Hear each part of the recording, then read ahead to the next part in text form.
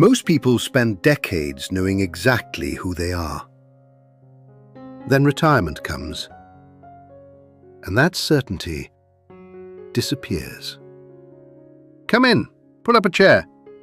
Tonight, I want to talk about something that most people over 60 feel, but almost nobody says out loud.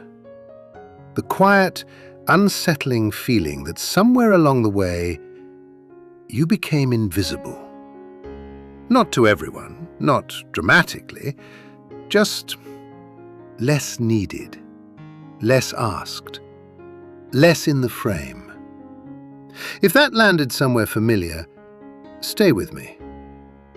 For most of our lives, identity is handed to us before we choose it.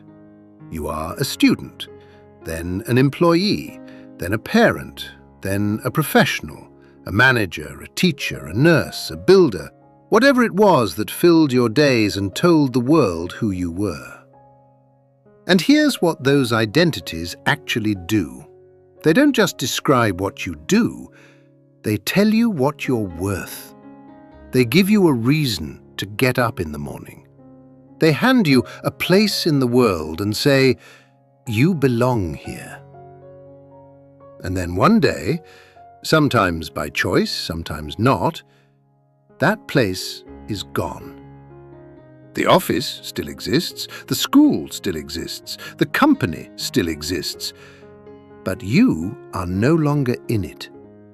And nobody tells you what you're supposed to be on the other side of that. A 2025 study found that more than 1 in 5 retirees said they simply weren't prepared. Not for the finances, not for the schedule, but for the emotional shift. The part where you wake up on a Tuesday morning with nowhere to be and realize you don't quite know who you are without the thing that used to define you. One person described it this way, and I've thought about this often.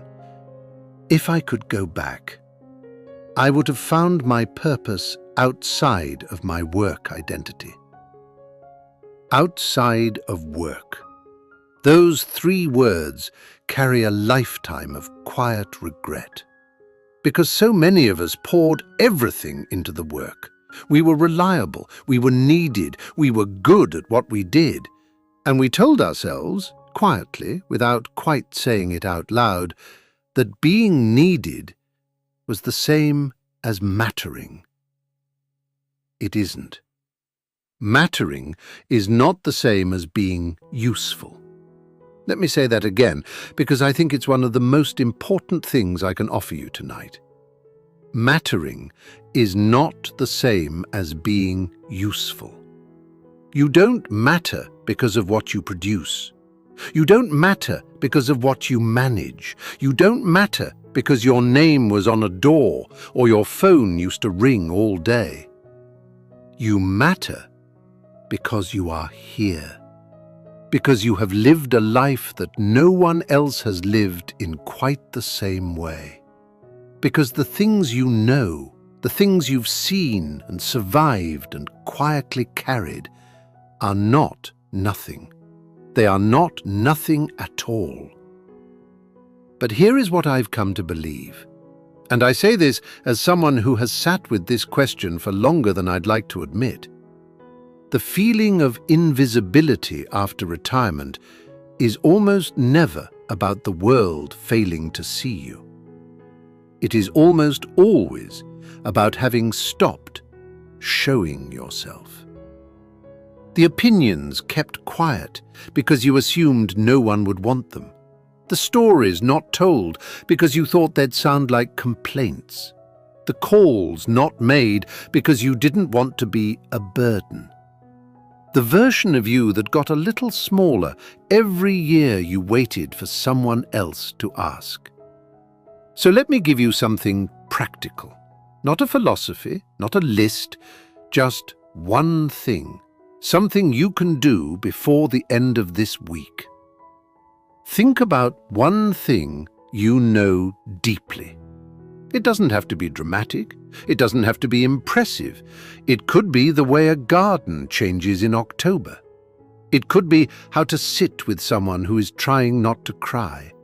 It could be what it takes to show up for 30 years when nobody asked how you were doing. You know something.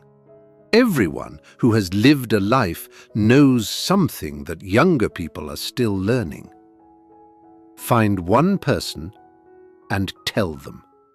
Not a lecture, not a lesson wrapped in a bow, just, "I've been thinking about something, and I thought of you." That's it. Because here's what actually happens when you do that. You don't just give them something, you remind yourself that you still have something to give. And that reminder, small and quiet as it is the beginning of knowing who you are again.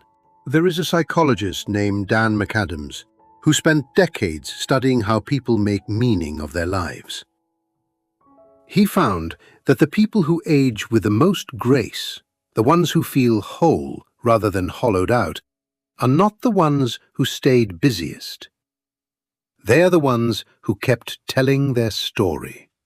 Not to everyone, not all the time, but to someone, on purpose, with the belief that their story was still worth telling. Your story is still worth telling. Not because of what you accomplished, but because of who you became while you were busy accomplishing it. The work is done, but you are not done. Thank you for being here. I mean that more than I can say. If anything from tonight stayed with you, I hope it's this. The question isn't who you used to be. The question is who you're willing to become with the time you still have. Before you go, I'd love to know one thing. What's something that still makes you feel like yourself? Leave it in the comments. I read every single one. Until next time, take good care of yourself. I mean that. And if any part of this stayed with you, share it with someone who might need it too. You never know who's sitting alone right now, waiting for exactly this.